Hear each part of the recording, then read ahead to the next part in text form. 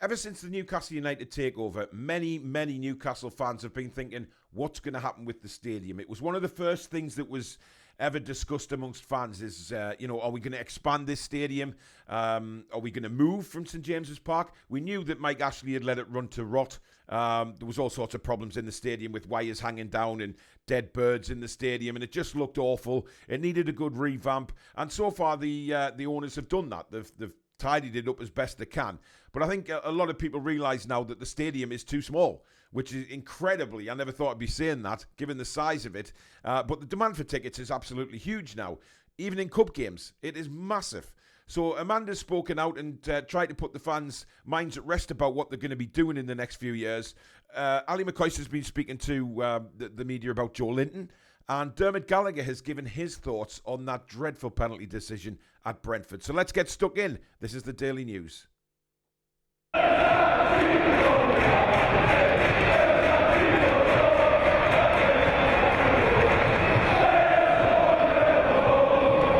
Hi everybody, I'm Paul back again and welcome to the Daily News right here on the Toon Review YouTube channel. Before we get cracking, if you do enjoy today's video, please don't forget to hit that like button. It is vitally important to this channel that we continue to get your likes in order to be found on search results on YouTube. And if you're new and like what you see, please subscribe. It is free to do so, and also the notification bell. Hit that and that'll let you know when we upload or we go live.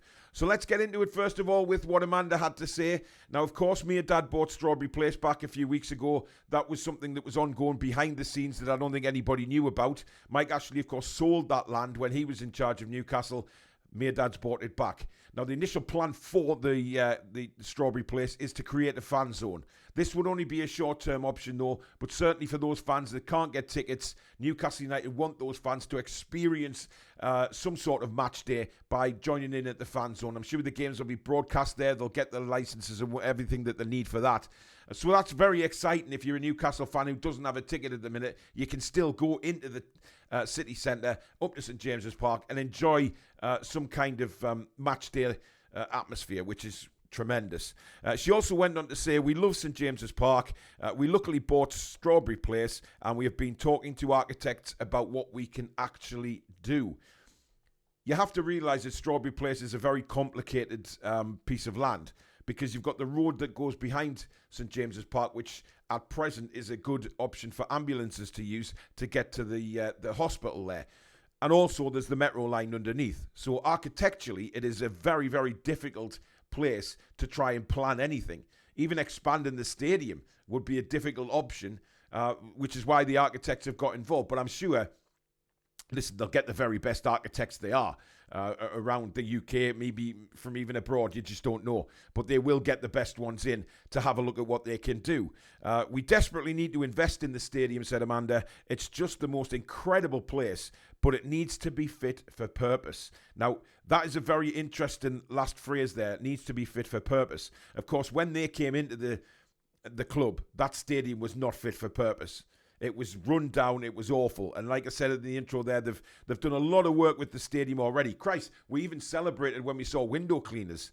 That's how bad the ground was for fans to celebrate that we'd actually seen window cleaners come in. Just incredible. So it needs to be fit for purpose. And also she means by that is, obviously it's too small. You know, fit for purpose means that you've got enough capacity to handle the demand for tickets. And at the moment, we are way short of that because, you know, apparently there's 30, 40 odd thousand on a waiting list for a season ticket. And we've got a 52,000 seater stadium. Now, I'm not sitting here for 1 second saying, oh, we're going to expand the stadium to 90,000. That's not going to happen. And this isn't going to happen overnight either. This is something that is in process and will take a good few years. We know that. But it's the fact that they're doing something about it, I think, that appeals to the fans. And at least Amanda's now coming out and explaining what the long-term plans are so the fans know that something is in process. She says, we create so much magic in that stadium every day. And every time there is a game on, Sky love coming. The broadcasters love it because they get real content. There's that sense of excitement that we have to build and deliver because a lot of people can visit St James's. On the other side, there needs to be significant investment in food and beverage offerings need work. Now, that is clear because even on the concourses, the food is pretty rank. You know, there's not much selection there. I know they've done a lot of work behind the scenes for corporate boxes, etc., and that can only get better. Now, with the food around the ground, you know, again, they are looking to improve that. Significant investment is big words, because obviously they want to transform everything about this football ground to a state-of-the-art one.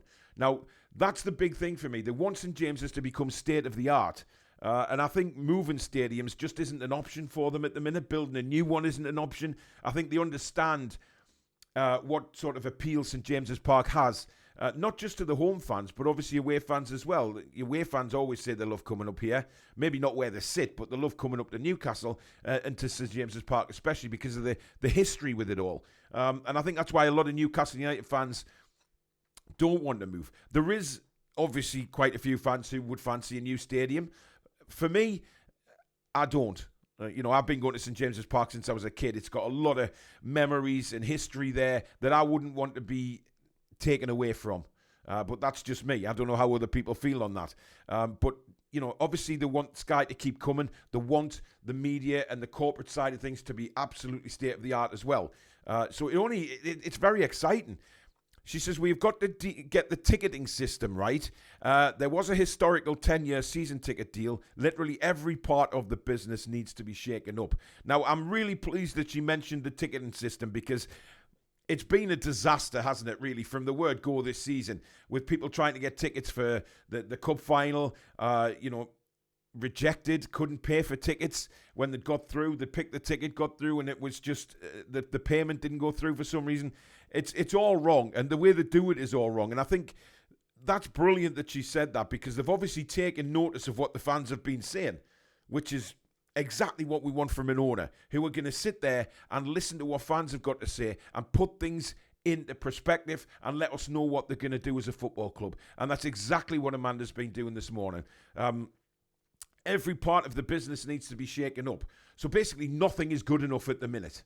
That's what she's saying. Nothing about the way this football club has been run is good enough right now, and they need to take it to the next step. And that's exactly what she's saying there when she says it needs shaking up.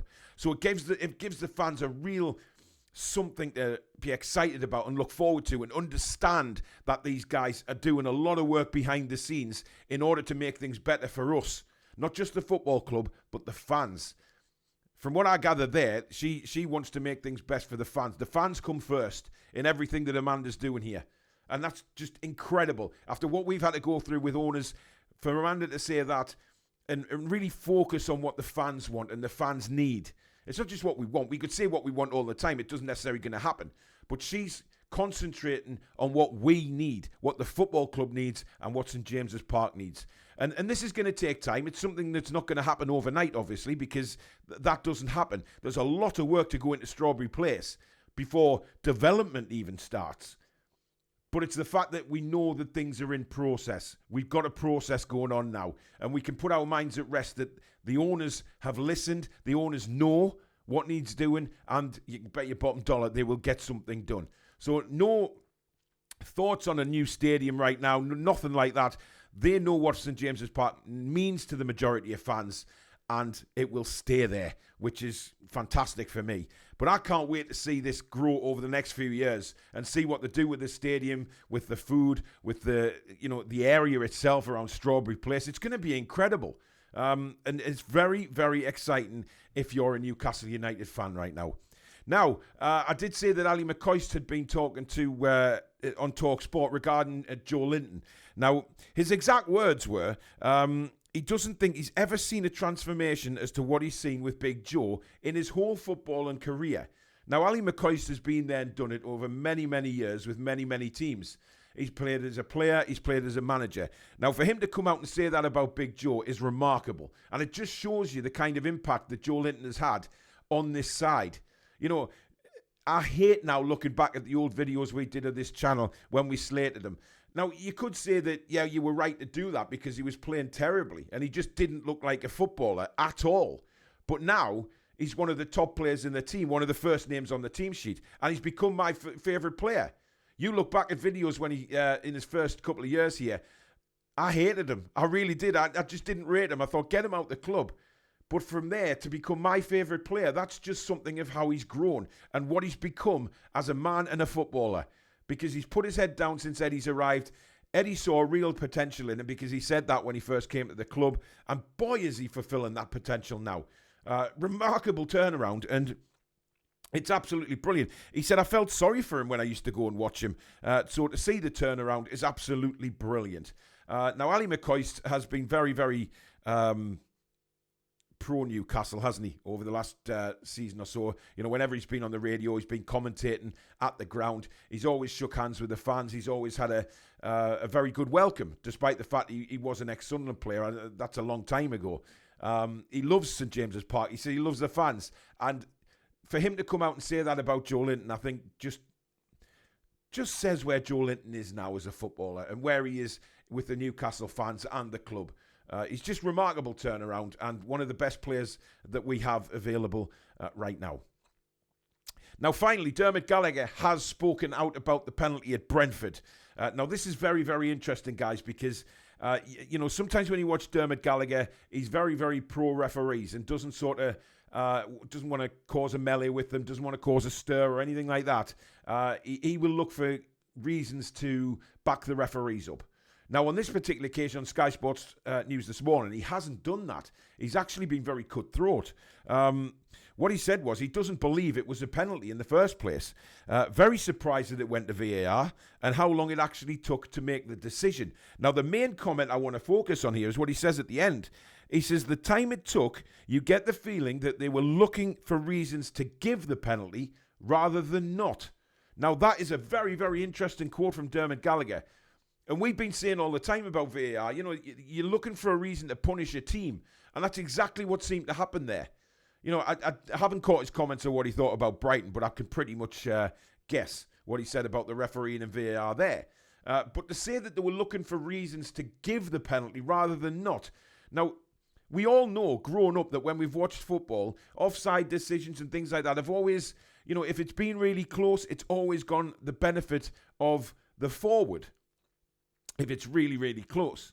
Now, in this circumstance, it should have gone in the benefit of the defender because the Brentford player ducks right down to put his head to below hip height, which then isn't classed as a high foot. So I still don't really understand what the penalty was given for in the first place. If it was dangerous play or high feet, nobody's come out and said anything. But then again, we don't expect that, do we? Because they don't explain the mistakes. They're a bunch of muppets. But for Dermot Gallagher to say that is massive for me, because that will make Howard Webb sit up and take notice and think, yeah, you know, we need to do something here. Whether he does or not, we don't know. But they have to, because things have got to change with VAR. Not just VAR itself, but the people using VAR and the referees. Because right now, we probably have the worst referees in Europe. You know, bar Michael Oliver, who was a brilliant referee, but because of his links to Newcastle United, we can never get him as a referee. So we have to get the dross all the time. And that's certainly what's been happening lately, without a shadow of a doubt. So Dermot Gallagher, very, very hard there on the referees, and rightly so. But let me know in the comments what you think about those comments from Dermot Gallagher. Are you surprised he's come out like that? Because he's normally very much on the fence with the referees. Joelinton, I mean, I know how all the fans feel about Joelinton. But what do you think about Amanda's comments this morning? Are you excited now? Is that the confirmation that you needed about what's going to happen with the stadium and their plans for Strawberry Place, etc.? Because I think this is massive. Finally putting to bed and to rest any worries that Newcastle United fans have about what is going to happen in the future. It's massive for me. But there you go, guys. That is the daily news for today. Thank you very much for watching the video. As I said at the start, if you have enjoyed it, please smash that like button for us. Let's see how many likes we can get on this video today. And also, if you're new to the channel and you like what you see, hit that subscribe button. Free to do so. Come and join this amazing community that we have here on the Toon Review. And don't forget to hit the notification bell, which will let you know when we go live or upload. Catch us on all the socials: Facebook, Twitter, Instagram, TikTok, all at the Toon Review. Just search us up on there. We have a fantastic Facebook group and other social pages as well. And you can become a member if you wish by hitting the join button just underneath this video. We're always got lots of members giveaways for you as well. But thank you so much for watching. We'll catch you very soon. Take care.